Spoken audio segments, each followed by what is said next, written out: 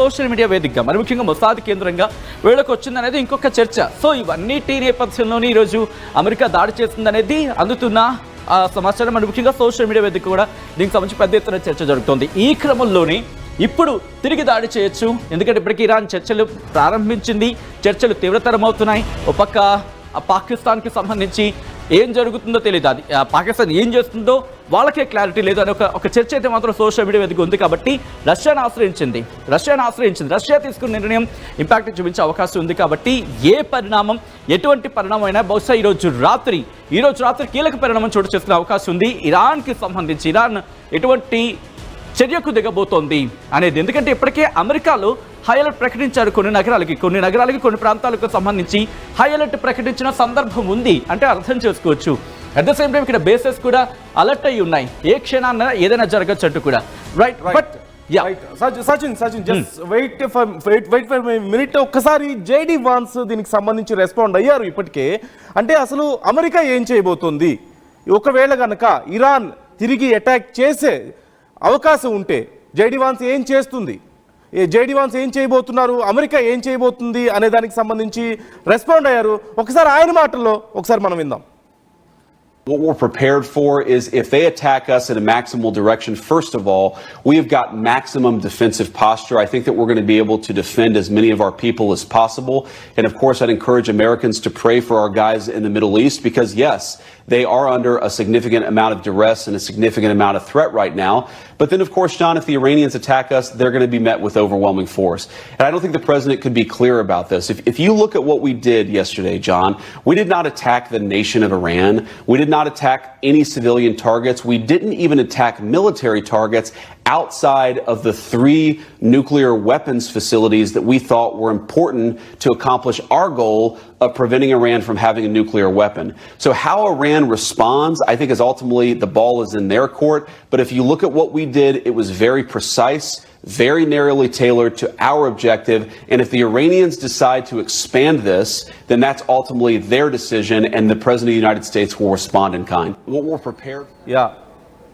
Right.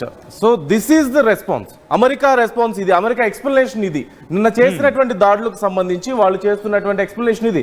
మేము సామాన్య ప్రజలను చంపలేదు, ఇరాన్ ప్రజలను మేమేమి దాడి చేయలేదు, వాళ్ళ మీద వాళ్ళకేమి నష్టం జరగలేదు, సైనిక స్థావరాల మీద కూడా మేము దాడి చేయలేదు. కేవలం న్యూక్లియర్ స్టోరేజ్ ఎక్కడ ఉన్నాయో, అణు స్టోరేజ్ ఎక్కడ ఉన్నాయో వాటికి సంబంధించి ఫెసిలిటీస్ ఎక్కడ ఉన్నాయో వాటికి మీదే మేము దాడి చేసాం, చాలా ప్రిసైజ్ గా దాడి చేసాం.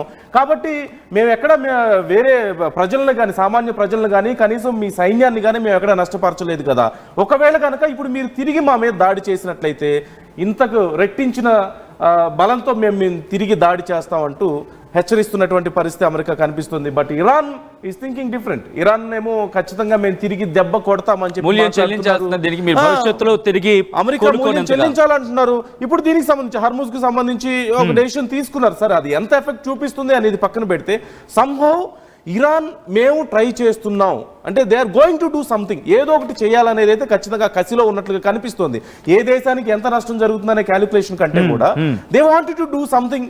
ఇక్కడ వాళ్ళ మాట అంటున్నారు, అంటే అమెరికా ఒక మాట అంది, ఒకవేళ ఈ హర్ముజ్ జలసంధికి సంబంధించి మాట్లాడుకునే క్రమంలో ఒక మాటను వీళ్ళు ఇక్కడ నొక్కి వకాణించడం జరుగుతుంది. ఏమని, ఇది ఆర్థిక అంటే బలవన్మరణంగా పాల్పడినట్టే, అంటే ఆర్థికంగా మీరు వెళ్ళి ఆ సముద్రంలో దూకేసినట్టే అర్థం వచ్చేలా చెప్తోంది. అంటే ఇది ఇజ్రాయెల్ కి సంబంధించి, ఇజ్రాయెల్ ఇరాన్ కనెక్టివిటీ మాట్లాడుకున్న సందర్భంలో నందు ఇది బహుశా ఇజ్రాయెల్ అవుట్ ఆఫ్ ఫ్రేమ్ అయిందేమో, ఇప్పుడు ఆ ఫ్రేమ్ లోకి అమెరికా వచ్చిందేమో అనుకోవాలి. ఇప్పుడు అమెరికా వర్సెస్ ఇరాన్ అయిపోయినట్లుగా అంతే. అంటే కాకపోతే ఇక్కడ ఎఫెక్ట్ ఏంటి, హర్మూజ్ ని ఇంతకు ముందు కూడా మీరు క్లియర్ గా డిస్కస్ చేశారు. హర్మూజ్ క్లోజ్ చేయడం వల్ల ఏ దేశాలకు ఎఫెక్ట్ ఉంటుంది అన్నప్పుడు చైనా మీద ఖచ్చితంగా ఎఫెక్ట్ అంటే ఇండియా మీద అంత ఎఫెక్ట్ ఉండకపోవచ్చు ఖచ్చితంగా, కానీ కొంత ఎఫెక్ట్ ఉండేలా ఉంది. ఎందుకు అంటే ఇండియా దిగుమతి మొత్తం 90% ముడి చమురు బయట నుంచి దిగుమతి చేసుకోవాల్సిన పరిస్థితి, అందులో 20% ఈ హర్మూజ్ గుండానే ట్రావెల్ చేయాలి. అంటే ఇరాన్ నుంచి దిగుమతి చేసుకోవట్లేదు ఇండియా. ఇది ఒక విధంగా చెప్పాలంటే అమెరికా శాంక్షన్స్ వేసింది కదా మనకి, అదే హెల్ప్ అయింది ఇక్కడ మనకి. Saudi and UAE, Kuwait, Iraq అటు సైడ్ నుంచి వచ్చేటువంటి ఏవైతే ఉన్నాయో మనం దిగుమతి చేసుకునేవి వాటన్నిటికీ ఇది కొంత ఇబ్బంది అయ్యే పరిస్థితి ఉంటుంది. ఇంట్రెస్టింగ్. ఇక్కడ నేను ఒక చిన్న పాజ్ తీసుకుంటాను. ఒకసారి మ్యాప్ కి వెళ్లే ప్రయత్నం చేద్దాం. అక్కడ హర్మోజ్ జలసంధిని బ్లాక్ చేసా ఉంది.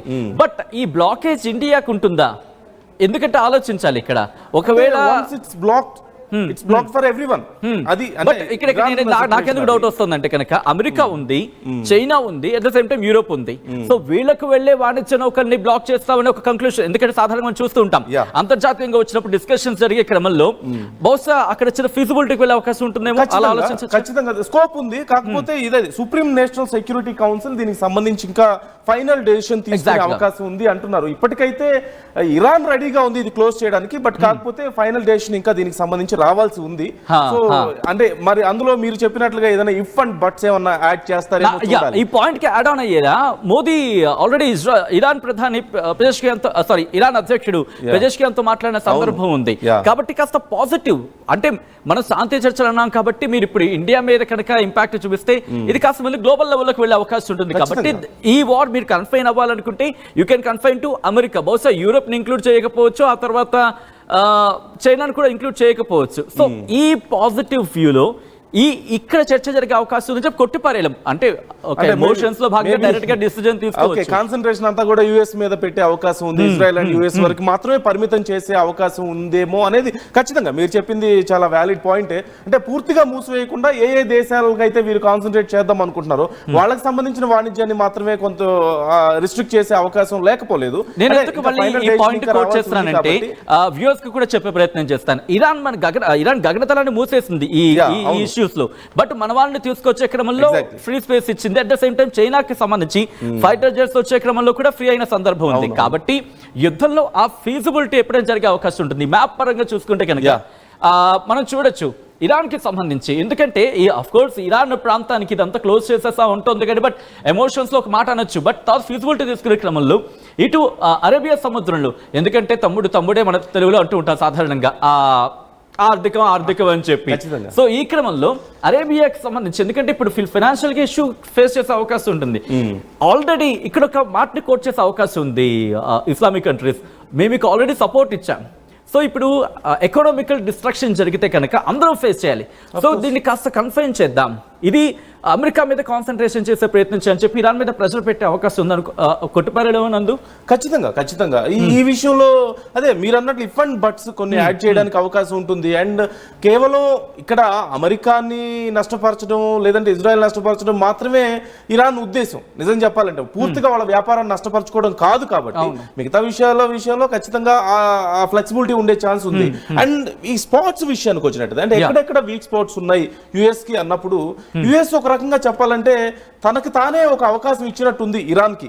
అంటే ఇజ్రాయెల్ కోసం కొంత బూస్ట్ ఇవ్వడం కోసం వాళ్ళు కొంత మూవ్ చేయడం అనేది ఒక అంశం అయితే, ఇంతకు ముందు నుంచి వాళ్ళకి బేస్లు ఉన్నాయి. ఏవైతే బేస్లు ఉన్నాయో వాళ్ళకి ఏదైతే ప్లస్ అవుతుంది అనుకున్నారో బట్ అదే ఇప్పుడు వాళ్ళకి మైనస్ అయ్యే స్కోప్ కనిపిస్తుంది. ఎందుకంటే డైరెక్ట్ గా వెళ్ళి యుఎస్ మీద అటాక్ చేయాలంటే ఖచ్చితంగా it's not easy for Iran. So వీళ్ళకి కూడా చాలా దగ్గరగా ఉన్నటువంటి స్పాట్స్ ఉన్నాయి. అంటే వాళ్ళ బోర్డర్కి లిటరలీ వాళ్ళ బోర్డర్లోనే దగ్గరలో ఉన్న నేపథ్యంలో so it's very easy for Iran వీళ్ళ డైరెక్ట్ గా అటాక్ చేయడానికి కూడా ఈజీ అవుతుంది. సో ఈ చుట్టూ ఉంది Islamic countries. Either they might support Iran or else లేదు అంటే కొంచెం మధ్యలో ఉంటారు వాళ్ళు. అంటే మాకు ఇటు సపోర్ట్ చేయమని అంటారు. కాబట్టి మీ పని మీరు చూసుకోండి అంటారు. సో ఇరాన్ కి అది కొంత కలిసి వచ్చే అంశం ఖచ్చితంగా. సో మోర్ ఆఫ్ ఏంటంటే ఏదో 1-2 ప్లేసెస్ కాకుండా నంబర్ ఆఫ్ ప్లేసెస్ ఇన్ని అంటే ఓవరాల్ బోర్డర్ చుట్టూ ఉంది. సో ఎక్కడ కావాలంటే అక్కడ అటాక్ చేసుకోండి అన్నట్టు అమెరికా ఇప్పుడు వదిలేయాల్సిన పరిస్థితి. అదే అమెరికాకి కొంత ఏదైతే కలిసి వచ్చే అంశమో అది కొంత నెగిటివ్ చేసే అంశంగా కూడా ఇక్కడ మారుతున్నటువంటి పరిస్థితి మనకు క్లియర్ గా. ఇక్కడ యాడింగ్ టు ద సబ్జెక్ట్ మీరు అన్నట్టుగా దాంతో పాటు యుఎస్ ఫోర్సెస్ వాళ్ళకి కాస్త ఎందుకో అంటే అంత మద్దతుగా ఎవరి కోసం మనం ఎందుకు పోరాడడం అని ఒక ఆ ఇష్యూలో ఉన్నారని ఒక చర్చ అయితే ఉంది. కాస్త సైన్యం బలహీనంగా ఉన్నారు, లేకపోతే ఆ ఆలోచనకు సంబంధించి ఉన్నారు. అంటే ఇప్పుడు ఇజ్రాయెల్ కి ఇరాన్ కి మధ్య జరుగుతున్న యుద్ధంలో మనం ఎందుకు పోరాడడం అని ఒక సైకలాజికల్ గా ఉన్నారని ఒక చర్చ జరుగుతున్న క్రమంలో ప్రస్తుతం ఆ ఇంపాక్ట్ కూడా పడే అవకాశం ఉంది. అంటే కాకపోతే ఇప్పుడు ఇంతకు ముందు యాజ్ వి డిస్కస్డ్ మీరు చెప్పినట్లుగా ఇప్పుడు ఇజ్రాయెల్ పక్కకి వెళ్ళిపోయి అమెరికా వర్సెస్ ఇరాన్ సిచ్యువేషన్ వచ్చేసింది. సో ఇక తప్పదు అండ్ మోర్ ఆఫ్ ఏంటంటే వెన్ ఇరాన్ ఈజ్ అటాకింగ్ వీళ్ళకి తప్పదు, they must fight back, otherwise fight back చేయాలి. అండ్ ఆఫ్ కోర్స్ పైనుంచి ఒకసారి ఆర్డర్స్ వచ్చిన తర్వాత అంటే